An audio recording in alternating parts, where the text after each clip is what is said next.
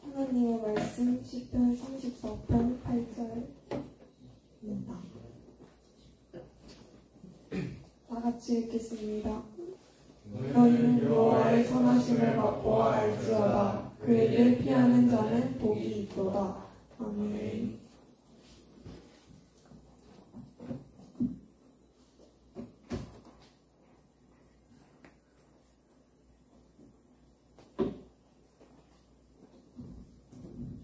여호와의 선하심을 맛보아 알지어다.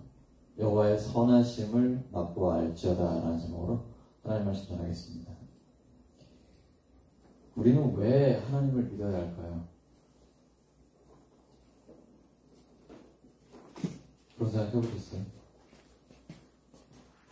이 젊은 날, 이 소중한 휴일에 왜 우리가 예배당에 와 있을까요? 왜 하나님을 믿어야 할까요? 마티형이 누구죠? 외모는 다 20대인데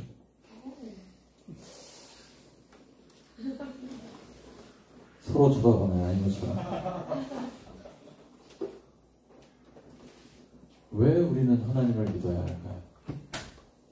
하나님은 창조와 역사의 주님이시기 때문입니다. 하나님이 하나님의 형상대로 사람을 만드셨어요. 하나님과 사람이 자유롭게 교제했습니다. 그런데 처음 사람 하와는 하나님의 말씀을 믿지 않고 사탄의 말을 믿었습니다. 선악을 알게 하는 나무 열매를 먹으면 네가 하나님처럼 될 수 있다는 유혹이죠. 지금도 그 유혹은 계속되고 있습니다. 네가 네 인생의 주인이야. 네 마음대로, 네 뜻대로 살아. 인조해 즐기면서 너 하고 싶은 대로 해. 네 마음대로 해. 이게 바로 마귀의 속삭임이죠. 하와는 모든 자유를 주시고 하나님과 인간의 경계를 만들어 놓으신 선악을 알게 하는 나무 열매 그 하나만 금하신 하나님의 말씀을 믿지 않고 사탄의 말에 속아 넘어갔습니다. 그거 먹으면 진짜 하나님처럼 되나요? 인간은 하나님이 아니잖아요. 오늘도 마찬가지예요. 우리는 우리의 연약함과 한계를 인정해야죠. 근데 마귀는 여전히 똑같은 방법으로 우리를 속이고 있습니다. 하와가 하나님의 말씀이 아니라 사탄의 말을 믿고 따먹었을 때 죄를 지었죠. 남편과 함께 죄를 지었습니다. 그리고는 하나님과의 관계가 깨져버렸습니다. 올바른 관계, 창조주와 피조물, 그리고 하나님과 자유롭게 대화하는 그 친밀한 관계가 깨져버렸습니다. 이 관계를 회복할 수 있는 방법이 없어요. 인간은 모두 다 죄인이기 때문에 해결 능력이 없어요. 그래서 하나님은 스스로 선택하셨습니다. 죄 없으신 하나님이 사람이 되어 오기로 결정하셨죠. 그분이 예수님이에요. 그리고 우리의 모든 죄를 위해 대신 십자가에 죽으시고 부활하셨습니다. 우리의 모든 죄를 다 용서해 주셨습니다. 앞으로 지을 죄까지 전부 다 용서해 주셨어요. 그 예수님을 믿으면 하나님과의 올바른 관계가 회복됩니다. 창조주와 피조물, 아버지와 자녀의 관계가 회복이 되는 것이죠. 하나님이 우리를 처음 만드신 하나님의 형상을 회복하게 됩니다. 하나님처럼 사랑하고 창조적인 능력을 갖고 있는 그 하나님의 이미지를 우리가 회복하게 되는 것이죠. 예수님 믿고 나서도 죄성이 있기 때문에 온전하게 회복은 안 되지만 주님의 뜻대로 살려고 말씀에 순종하고 기도하면서 살아가면 점점 더 하나님을 닮아가게 됩니다. 그래서 예수님 믿고 하나님의 자녀로 사는 것이 가장 가치 있고 의미 있는 삶이에요. 가장 인간답고 행복하며 거룩한 삶이에요. 그래서 우리는 하나님을 믿고 살아야 합니다. 근데 우리가 이걸 머리로만 알고 있다면 그건 죽은 믿음입니다. 예수님은 요한복음 17장 3절에 영생에 대한 정의를 내리세요. 혹시 기억나세요? 영생은 이거다. 영생은 곧 유일하신 참 하나님과 그가 보내신 자 예수 그리스도를 아는 것이다. 근데 이 안다는 건 단순히 지식적으로 안다는 게 아니에요. 우리 어려서부터 신앙생활 했으니까 성경에 대한 내용을 안다, 그게 아니에요. 이 단어는 헬라어로 기노스코, 히브리어로 야다예요. 경험으로 안다라는 거예요. 아, 하나님이 이런 분이구나. 우리가 신앙생활을 하다 보면 인간의 힘으로 할 수 없는 일들을 하나님이 해주세요. 병원에서 포기한 사람이 하나님의 치유의 능력으로 고침받기도 하고요. 인간관계가 완전히 다 깨져 있었는데 사람이 어떻게 해볼 방법이 없었는데 하나님의 은혜로 회복이 되고요. 우리가 풀 수 없는 난제들을 하나님께서 해결해 주시는 이런 일들을 계속해서 경험하는 것이죠. 우리가 하나님의 말씀을 붙들고 기도하다 보면 날마다 하나님을 경험하게 됩니다. 예수님이 말씀하신 영생이란 그렇게 하나님과 예수님을 경험하며 살아가는 거예요. 죽은 다음에 천당 가는 게 다가 아니라 바로 지금 하나님과 동행하면서 살아가는 것이죠. 바울은 원래 예수님 믿는 사람 핍박하던 자였잖아요. 부활하신 주님이 바울을 친히 찾아오셨죠. 그리고 예수님 만난 다음부터 이 사람의 인생이 완전히 바뀌게 됩니다. 그리고 자신의 생명을 던지면서 복음을 전하고 자기가 구원받은 것처럼 다른 사람들을 구원하기 위해서 그는 삶 전체를 하나님께 드렸습니다. 이런 고백을 해요. 나는 모든 것을 다 배설물과 같이 여긴다. 다 버렸다. 왜냐하면 예수 그리스도를 아는 지식이 가장 고상하기 때문이다. 역시 바울이 이야기한 예수님을 아는 지식도 머리로 아는 지식이 아닙니다. 하나님을 경험하는 삶이에요. 바울은 복음 전하다가 죽을 고비를 많이 넘기잖아요. 바울에게 돌을 던져서 그가 죽었다라고 생각했습니다. 실제로 바울에게 돌을 던진 사람들이 바울 죽었다라고 생각했어요. 그런데 바울이 벌떡 일어나요. 그리고 사도행전을 보시면 바로 다음 도시로 이동해서 또 복음을 전합니다. 하나님의 권능을 계속 힘입고 있는 거죠. 사실 하나님께서 바울에게 너는 로마도 가야 한다라는 비전을 주셨어요. 복음 들고 로마까지 가야 한다라는 것이죠. 그런데 그는 그냥 정상적인 몸으로는 갈 수가 없었고 예루살렘에서 죄수로 잡혀가지고 배를 타고 이제 로마로 들어가게 됩니다. 결국 로마까지 가게 되죠. 근데 그의 꿈은 로마가 끝이 아니었어요. 당시 로마 제국의 서쪽 끝이었던 스페인까지 가기로 이미 마음을 먹고 있었습니다. 복음을 들고 땅 끝까지 가려고 하나님의 꿈을 계속 이루어가는 것이 바로 사도 바울의 삶이었습니다. 우리의 삶도 마찬가지입니다. 하나님께서는 우리의 삶에 분명한 비전과 목표가 있습니다. 금요일에 과테말라랑 미국도 갔다 온 우리 자매가 있잖아요. 이게 정말 복음 들고 땅 끝까지 가는 거죠. 과테말라 가는데 아마 한 이틀은 걸렸을걸요. 남미까지 가는데 경유해서 가고 나중에 자세한 얘기 들어봅시다. 근데 이게 가능한 이유는 사도행전 1장 8절이 우리에게 주어졌기 때문이에요. 예수님께서 오직 성령이 너희에게 임하시면 너희가 권능을 받고 예루살렘과 온 유대와 사마리아와 땅끝까지로 내 증인이 되리라고 말씀하셨어요. 근데 성령이 임하면 이 권능을 받는다고 할 때 권능이 헬라어로 두나미스예요. 다이너마이트. 노벨이 발명한 다이너마이트. 성령이 임하면 다이너마이트 같은 폭발력이 우리 안에 영적인 폭발력이 일어난다는 거예요. 이건 주체할 수 없는 복음의 폭발이 우리 안에서 일어나요. 그래서 나의 생명을 구원하신 주님, 나에게 영원한 생명을 주셨고 내 삶을 가장 의미 있고 가치 있게 나를 향한 하나님의 목적이 있다는 걸 깨닫게 하신 그 성령의 폭발적인 능력이 나로 하여금 땅끝까지 가서 예수님의 증인이 되게 하는 거예요. 그 땅끝이 가정일 수도 있어요. 우리 아빠일 수도 있어요. 내 직장 동료일 수도 있어요. 아니면 정말 과테말라일 수도 있어요. 이스라엘일 수도 있겠죠. 우리마다의 땅끝은 다 다를 수 있어요. 그런데 예수님의 이 말씀은 모든 사람에게 동일하게 이루어집니다. 성령이 임하시면 예외 없이 우리 안에 폭발적인 권능을 통해서 예수 그리스도의 증인이 되게 해요. 이 증인은 헬라어로 마르투스예요. 영어의 martyr, 순교자라는 뜻입니다. witness라는 뜻도 있지만 순교자라는 뜻도 있어요. 그 말은 복음을 위해서는 내 생명도 아깝지 않다라는 거야. 그 정도의 가치를 발견했다는 것이죠. 내 삶 전체를 복음을 위해 던져도 전혀 후회가 없다. 아니, 아깝지 않다. 하나님 앞에 무엇을 드려도 전혀 아깝지 않다. 그 정도의 가치가 있다는 것이죠.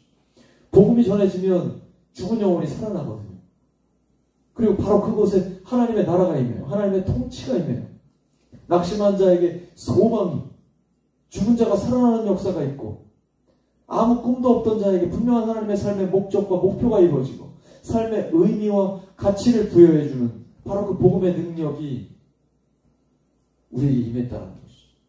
성령의 권능이 임하면 여호와의 선하심을 맛보아 알 수 있는 것입니다.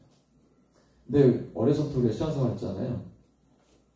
제일 위험한 게 사실 타성에 젖은 신앙이에요. 타성이라는 건 습관처럼 하는 거거든요. 계속 습관처럼 교회 나오고 예배드리고 모임을 갖고 하는 거예요. 근데 이게 그냥 타성에 젖어 습관처럼 종교생활로 되면 내가 뭔가 반복적인 활동을 하고 있는데 생명력은 없어요. 이거 굉장히 위험한 거예요.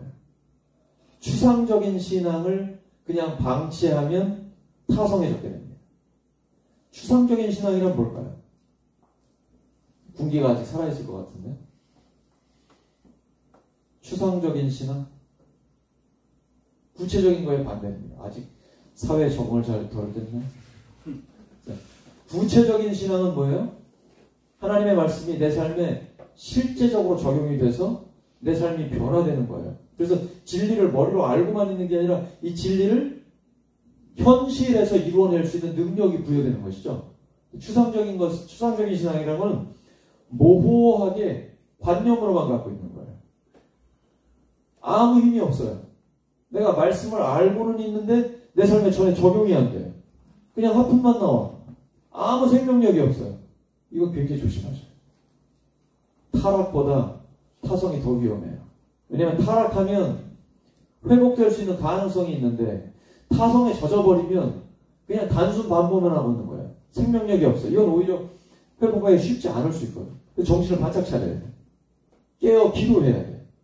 기도는 놀라운 능력을 가져옵니다. 하나님의 말씀 약속을 붙들고 기도하기 시작하면 하나님이 그 기도를 듣고 역사하세요. 이건 하나님의 법칙이에요. 하나님은 신실하신 분이에요. 신용이 100%예요. 말씀하시면 말씀대로 이루어주세요. 기도하면 역사하시겠다고 약속하셨어요. 마치 기도는 마스터키와 같아요. 갖다 대기만 해도 열려요. 성도님들이 제가 교회 문 열고 들어오는 거 보면 되게 좋아하셔요. 깜짝 놀라시고. 저한테는 마스터키가 있거든요. 기도하면 마스터키처럼 기도하면 딱 돼요. 근데 항상 마스터키를 주진 않으십니다. 왜 그럴까요? 아직 시차 적응 때문에 잠이 안 깼지. 왜 하나님께서 마스터키를 항상 주지 않으실까요? 네? 마스터키 주면 하나님 안 찾아요. 도깨비 방망이 아니에요. 그래서 하나님은 구하면 주세요. 필요할 때 주세요. 항상 기도하고 낙심하지 마세요. 하나님의 뜻대로 기도하면 반드시 응답하십니다. 그리고 기도하는 동안에 나를 변화시키십니다. 청년의 때는 놀라운 변화가 일어납니다. 그것도 굉장히 빨리. 저는 지금도 계속 날마다 변하거든요. 근데 여러분이 기도하면, 여러분이 말씀을 붙들고 기도하면 진짜 놀라운 일이 일어날 거예요. 무서운 일이 일어날 거예요. 성령의 불같은 역사와 큰 바람, 성령의 파도가 칠 거예요. 한 사람 한 사람에게 영혼의 부흥이 일어날 거예요.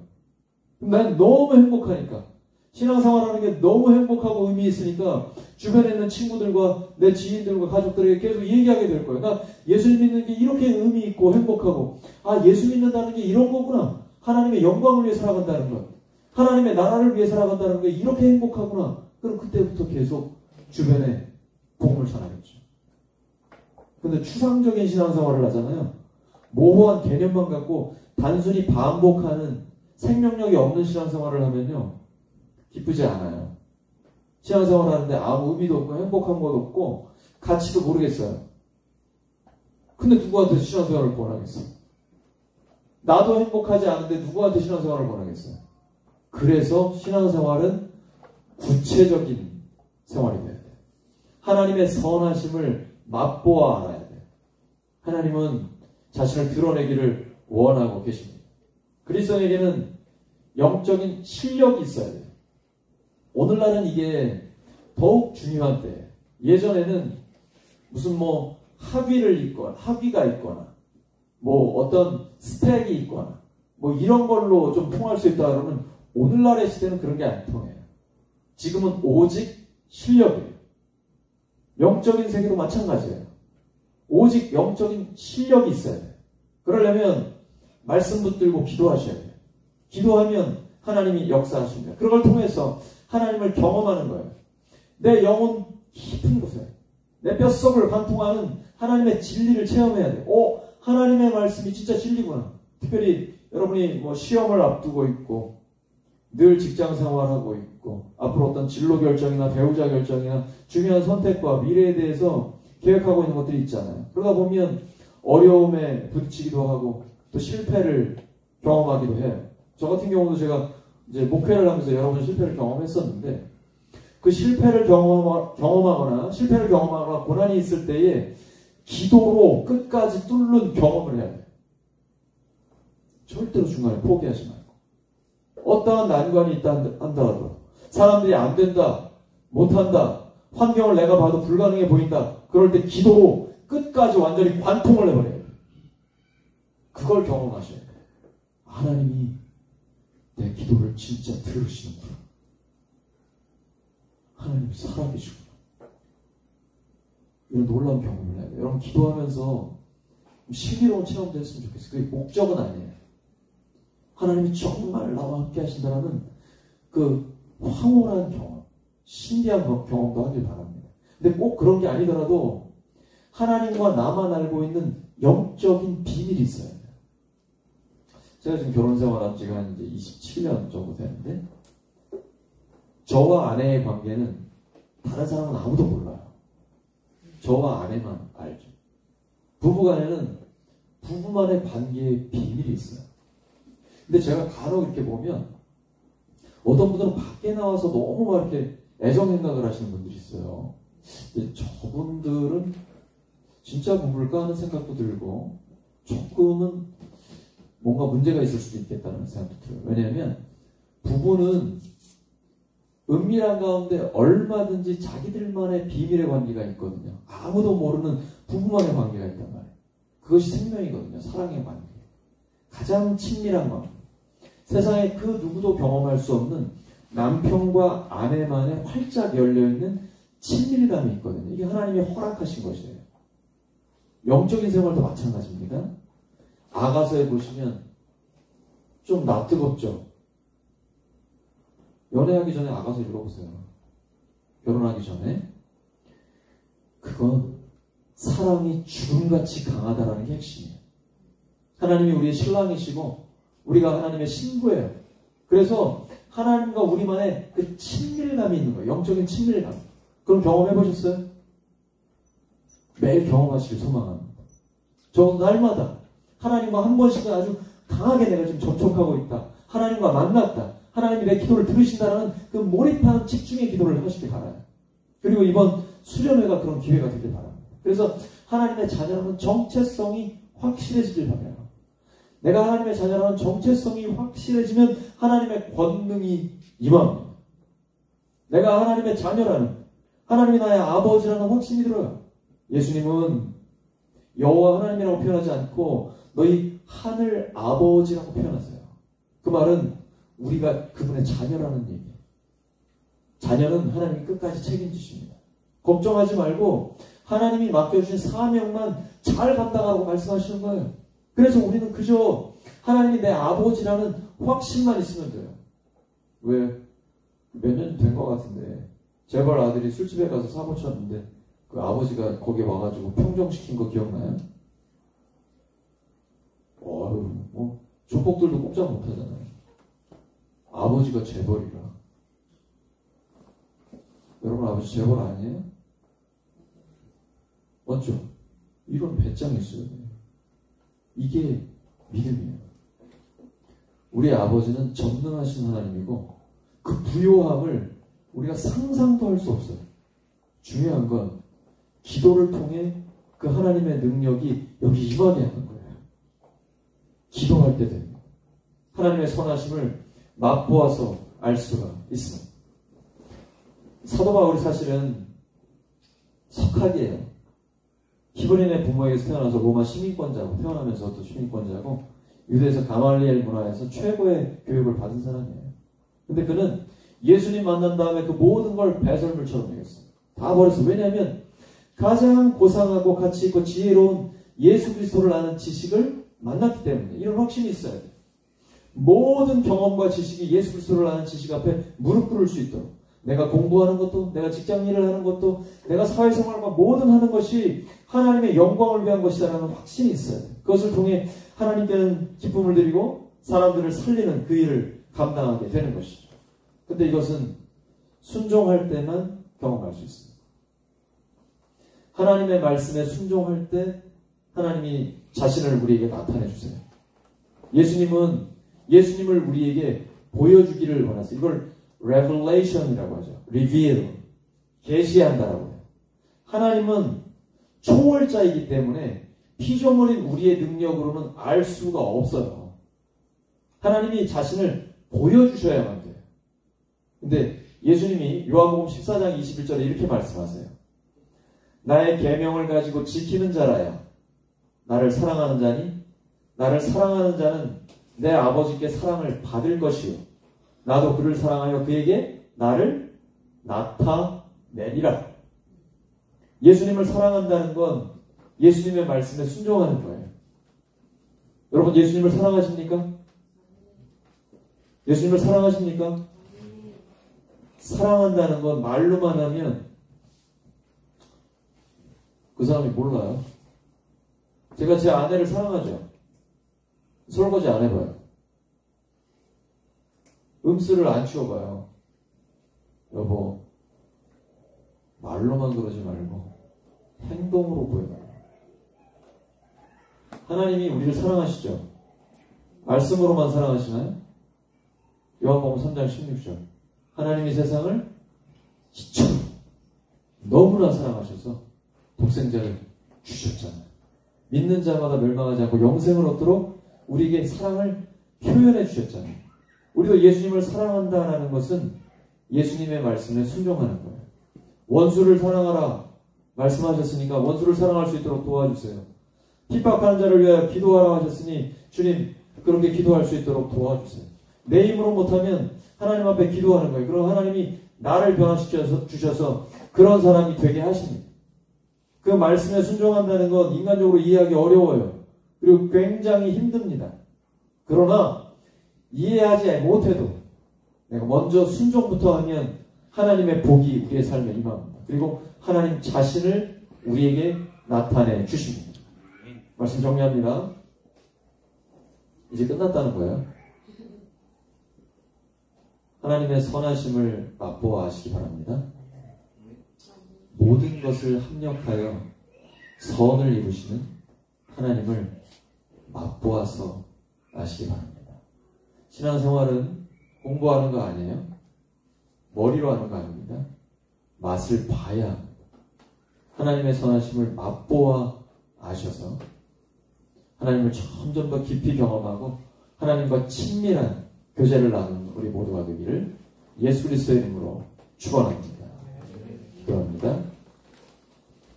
하나님 아버지, 사랑하는 청년들이 이 귀한 시간 하나님 앞에 예배로 드립니다. 하나님, 하나님의 선하심을 맛보아 알게 하여 주시옵소서.